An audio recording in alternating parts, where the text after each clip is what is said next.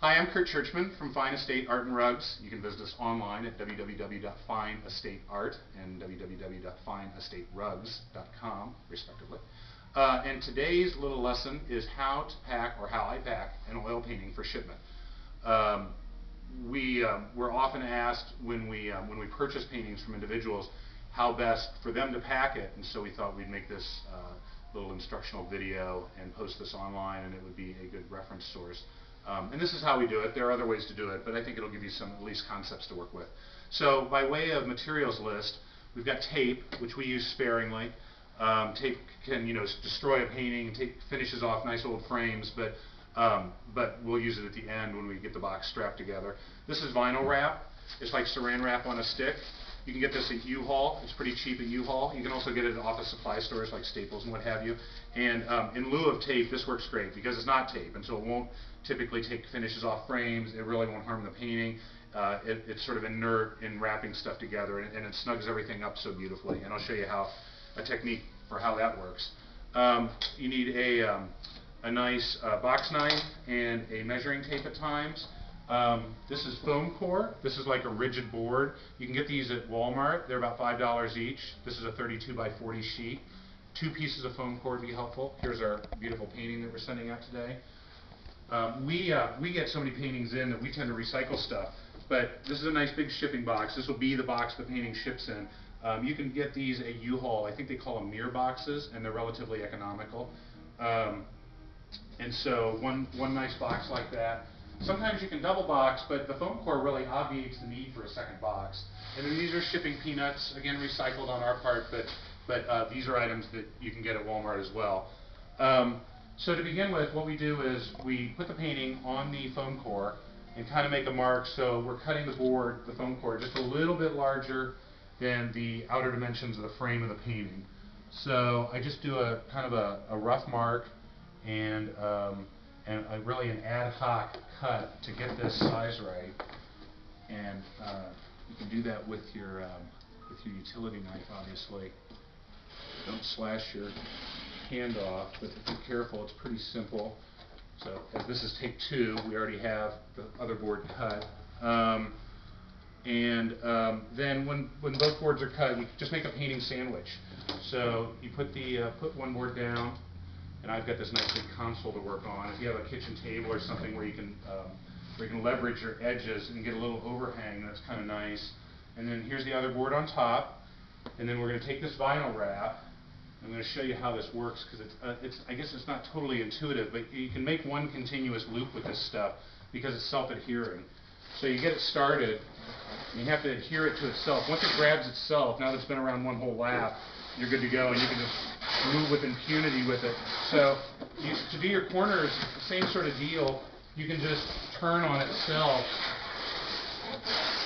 So I can get 2 sides of this done, and then I just flip the big mass 180 degrees essentially, and I'm going to turn the corner again. So I just turn it on itself. It's a little bit ad hoc or improvised, but it works great. And then same deal here. So now we've got the painting well encased, and it's protected with rigid board on both sides, and yet no tape or anything in the mix. And so the next step is really to get it in the box. So what I do usually, other options in terms of, peanuts aren't my favorite, but I've got so many I use them all the time, and they're available and cheap. But if you can't get peanuts, you can always use bubble wrap. It's easier for the end user because there's not all these stupid peanuts floating around. But we're using peanuts. So what I'm going to do, I think I maybe put too many in, but get some peanuts to start the bottom of the box. Oh goodness, we're going to dump some of these out. Don't make the same mistake I'm making, folks. So you get some peanuts, you line the bottom of your box, and then you want to lay your painting in there, of course.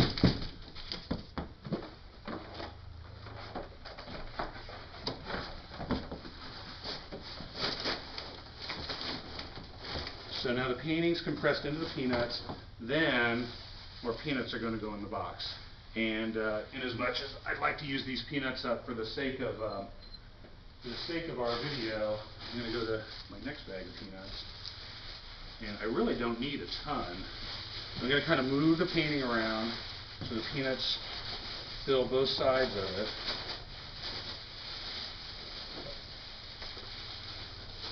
This is the part where you might want to go make popcorn.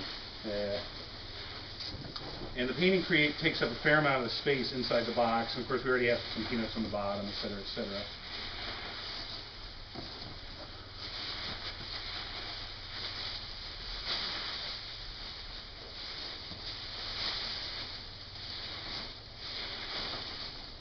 So carefully sort of making sure that all the cavities get filled. One little trick is you can sort of bow the sides out like I was just doing, you know, just like this a bit, and that will overstuff the box. And for purposes of shipping, I mean, you don't want to just jam super tight, but you do want it snug. Any movement is where you're going to have problems,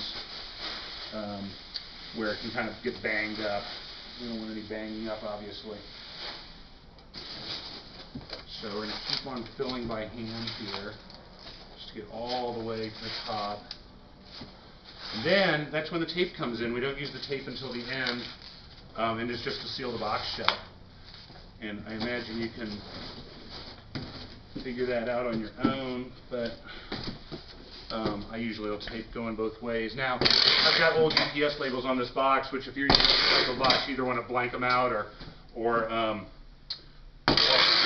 take a Sharpie and mark over them.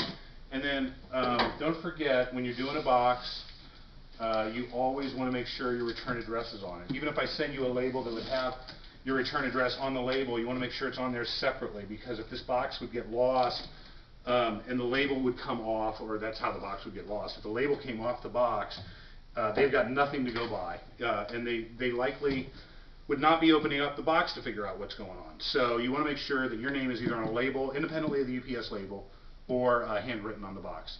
So that's it. You've got a box that's ready to ship. Please call us with your old Indiana oil paintings.